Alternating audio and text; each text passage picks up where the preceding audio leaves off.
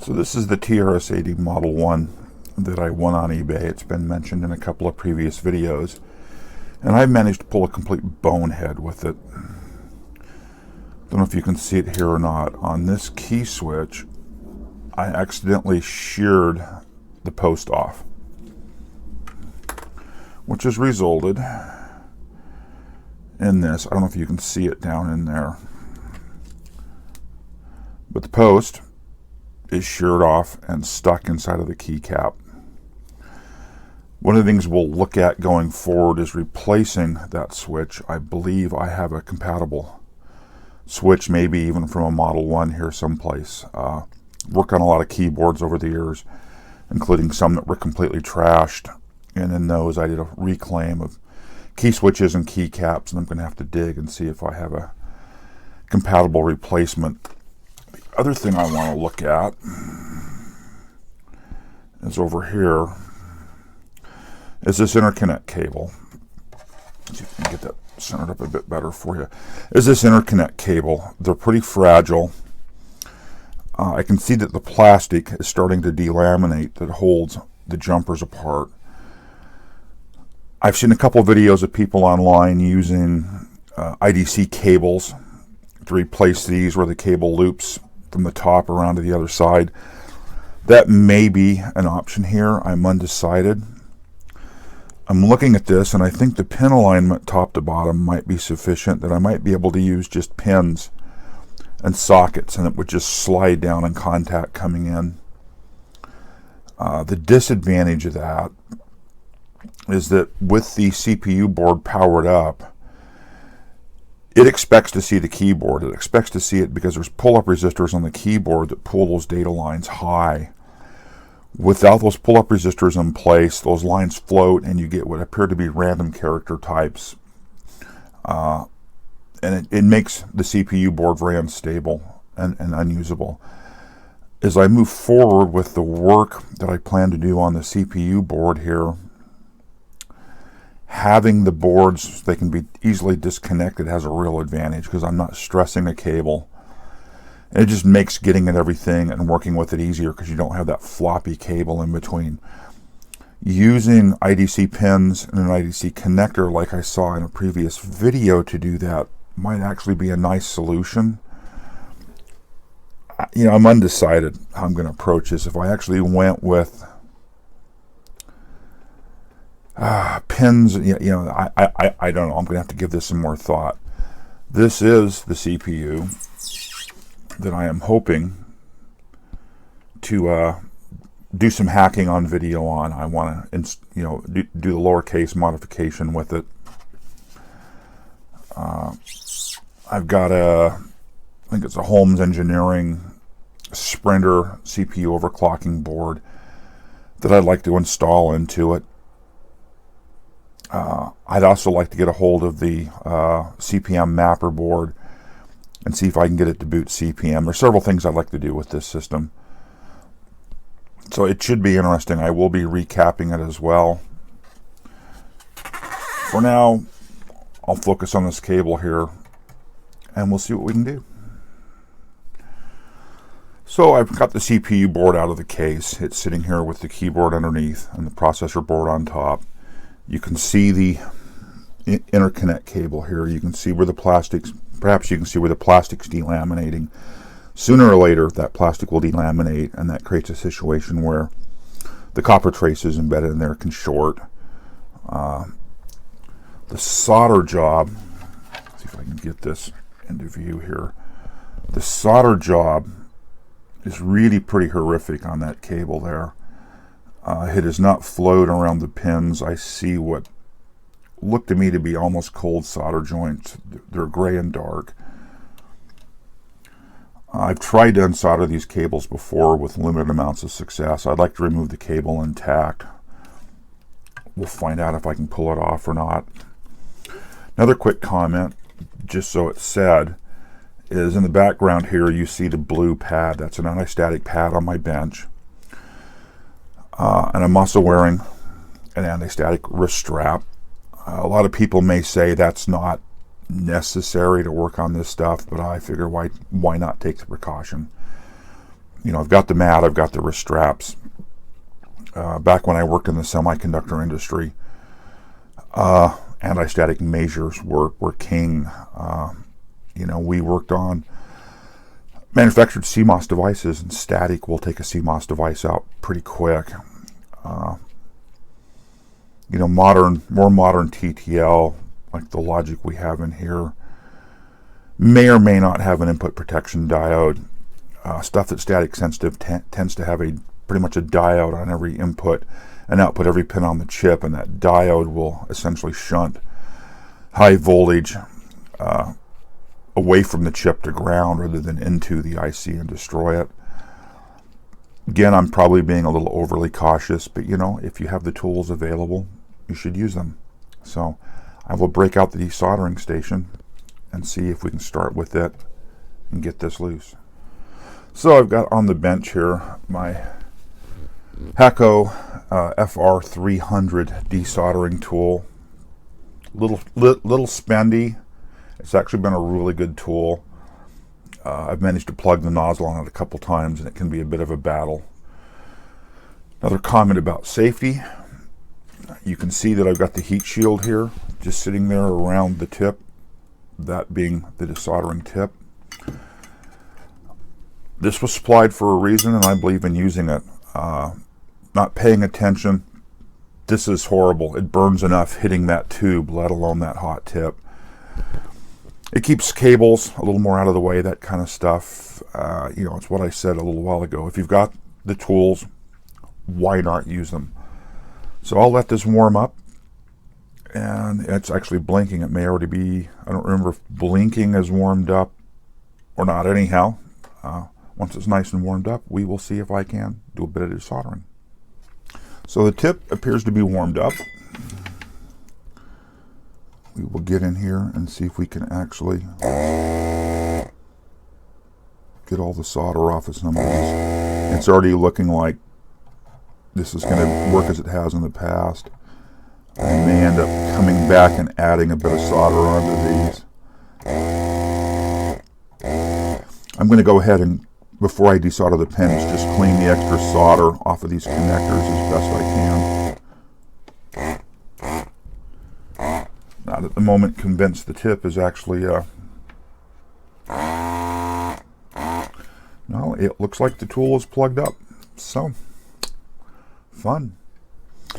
So trying to use the little tool here to unplug the tip has gotten me nowhere. It's been plugged like this a couple of times before. The tip is still hot. I haven't let it fully cool down. There's a tool that comes with it that you can go in and unlock the tip. And the tip is now unlocked. The sleeve is now loose, which releases the tip, and that end of the assembly will come off. As that's still hot, I'm not just going to drop it off here, but there is step one. So with the heating element and the tip off, I'm able to get in here with this little cleaning tool. And actually, there it is. You can see the wire coming out the other side. So whatever had that plugged has been broken loose.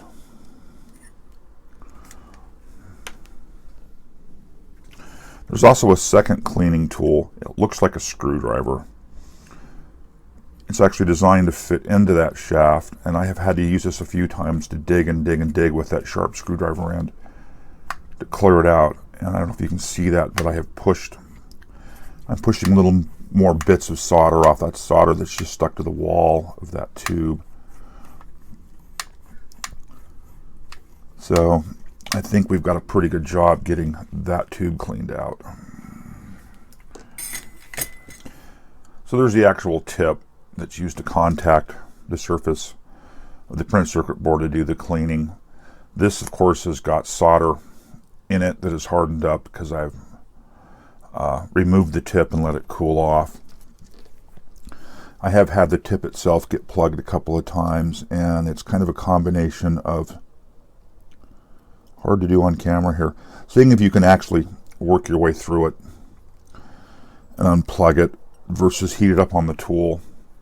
And once it's hot and the solder inside flows, then push through and see if you can draw with the vacuum into the tool and pull whatever might have it plugged out. Anyhow, I will put the tool back together and we'll warm it up again and see if we can actually get it to draw vacuum. So there's the sleeve that holds the tip in place. We drop the tip down in. We take the sleeve. This is always hard to do this kind of stuff. We get it on. It's hard to do this kind of stuff on camera when you're looking at a one-dimensional image. And we lock it in place, and it's clicked back in place here. This tool comes with it, and it's really handy. So there is hopefully the plug cleaned out. We'll find out, and the tip back on. The next piece to talk about with this tool is the actual collection cylinder. And looking down inside of it, this may be the reason I wasn't getting a good vacuum. This probably isn't going to focus down in there well, but there's a huge amount of solder down in there. So I need to clean this out as well. We'll attempt to do it on camera here. Got a piece of paper towel down just to catch. Oh, that is really bunged up in there. So there's a little ceramic filter. This one's pretty dirty. I'll need to peel it down to clean. There's this little metal device. It's actually used. The solder hits it and cools off and solidifies it. And we dumped a little bit of solder out of there. It's not as bad as I thought it might have been.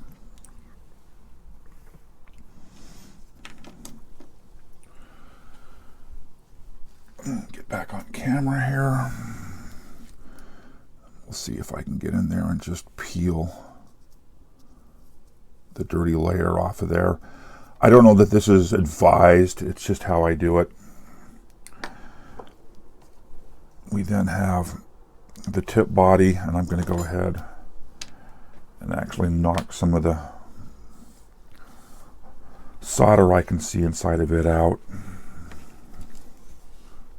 Just because there are some loose bits in there, not that they're really going to matter.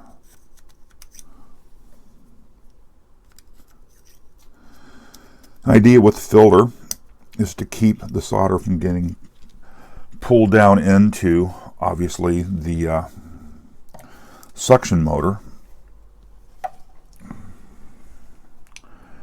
Now where it becomes fun, dropping this down in straight enough that it doesn't do that and rotate over. I've not found a really good way to do this. I'm sure somebody has just a perfected method. I'm actually sitting here trying to remember if I'm trying to drop it in wrong, and I think I am. Prime example, look at your tool before you take it apart so you know how to put it back together. And as many times as I've done this, I'm left wondering if I was just trying to drop it in the wrong way. There it is.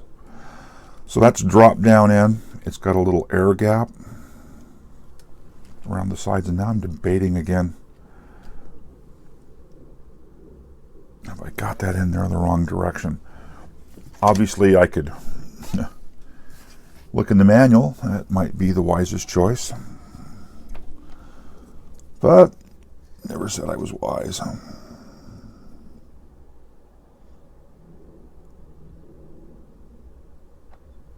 No, it looks correct to me.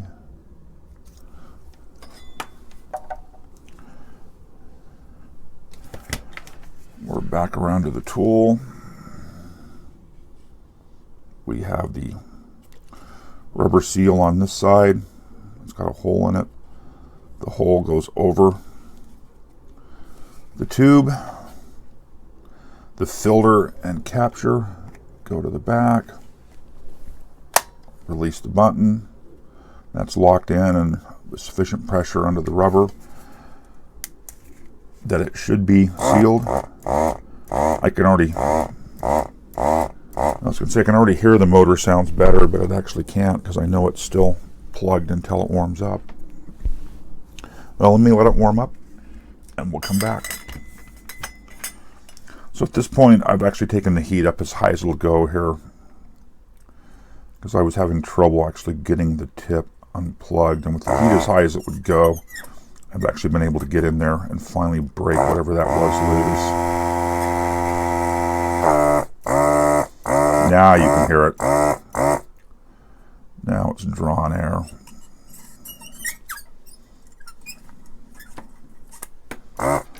So with that, I will bring the heat back down to about 2. 2 is 400 degrees C. That has been really sufficient for me. I will let it sit and cool off for a bit, and we will attempt to desolder once again. Well, let's see if I can have a bit better luck here. Now, I did that incorrectly. You should heat the solder up till it flows, then pull the vacuum.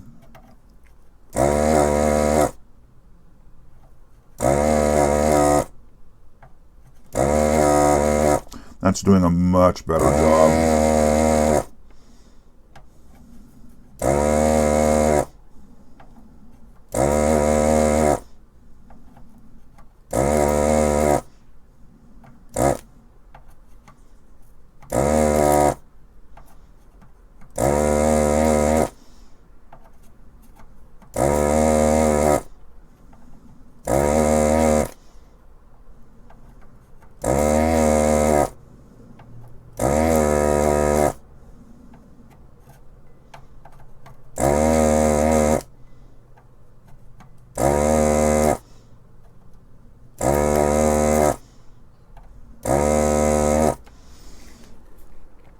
So at this point, I have gone through and not actually tried to desolder on the pin itself. I've simply removed the large amounts of excess solder that were on these traces. Before, when I was desoldering the pin, the extra solder here would just simply flow back in and plug it up. We'll see now if I can actually get the pins to desolder. There's not a lot of solder left on there, so I may not get really good heat transfer, but we'll find out.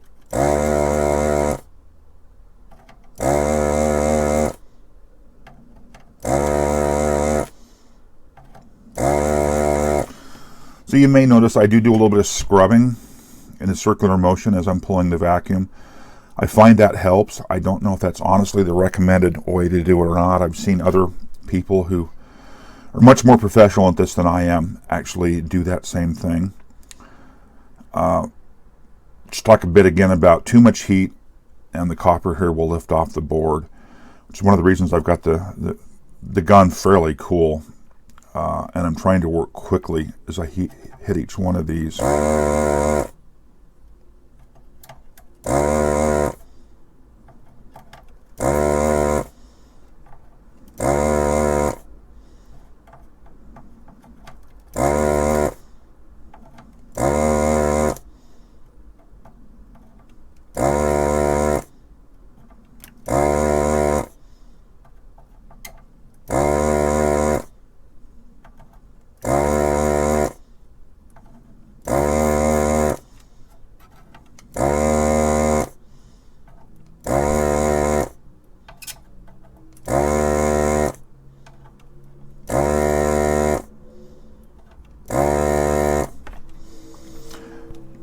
Now I can just visually see the vast majority of these are loose. I can see visually down here towards this end that the original ones I tried to desolder before I cleaned the solder off the traces actually haven't. The holes have not cleared out. As soon as my JBC pencil wakes up here, I will add some solder to those and see with some fresh solder added if we can get them to actually clear off. Ooh, just violated my own rule and nearly burned myself. That would have not made me happy. Let's add a bit of fresh solder.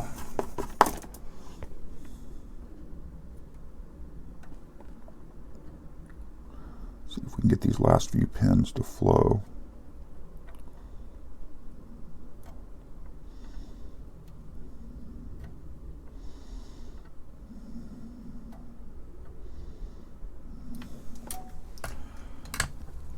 take a look at what I've got here. That pin's loose, that one's loose, that one's loose. That one is loose. These all came loose pretty well. This has actually worked really well. Let me re-hit those last 5 and see if we can get them to release.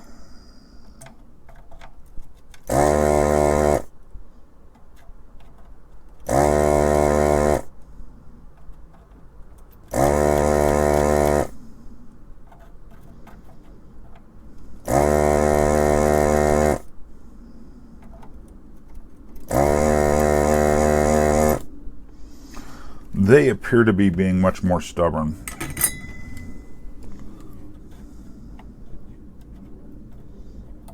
That one may be loose. Ah, beautiful. So we've managed to unsolder all of those, and we've got the interconnect cable to release cleanly. Let me set the board aside, and we'll flip the keyboard over and take a look. So on the keyboard itself, it's just got regular pads. It doesn't have what look like a card edge connector, the long traces here. So typically for something like this, I will add a little dab of fresh solder to all those pins, and then solder vac it out. Getting a little bit of fresh solder, as counterintuitive as it seems, actually can help desolder. If you're working with like a manual, one of these guys, if you're working with one of these manual pumps, or working with solder wick, often adding a little bit of fresh solder will clear up something much easier than just struggling with the desoldering tool. Anyhow, I'm going to walk through these and just add a little bit of fresh solder to each one.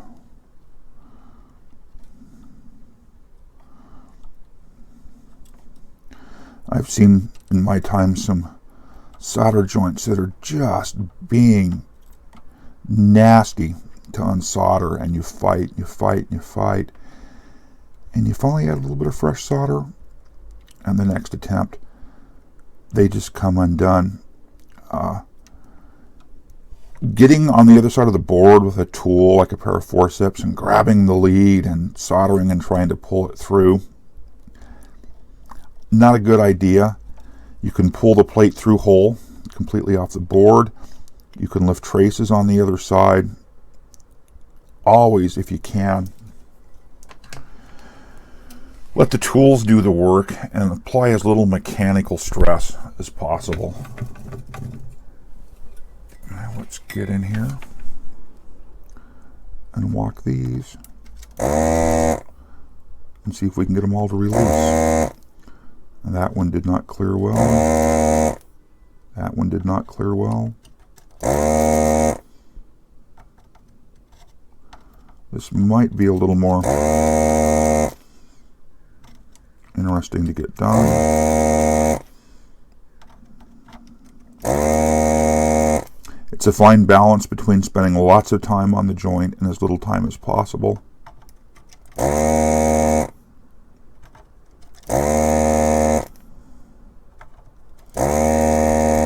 If you don't have a lot of experience, find an old dead circuit board someplace and learn how to unsolder dip chips off of it. Can be quite a challenge, and with practice you'll get better.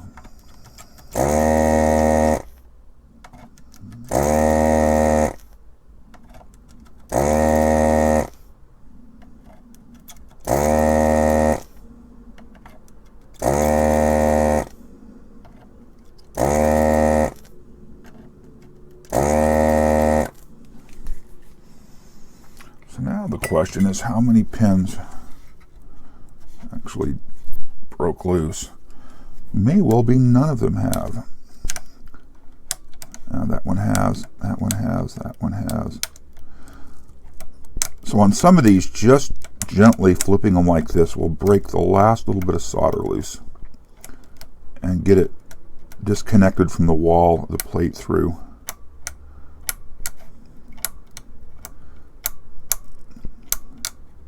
I can see that that one did not desolder, and that one did not, and that one I don't think did. Oh, they all just broke loose. So that little bit of rocking I did was to see what pins would shuffle back and forth. Well, there it is. We've successfully desoldered this little interconnect strip. I'm going to come up with a different way to connect the keyboard and main PCB in a way that I can easily disconnect them to make working on the CPU card easier.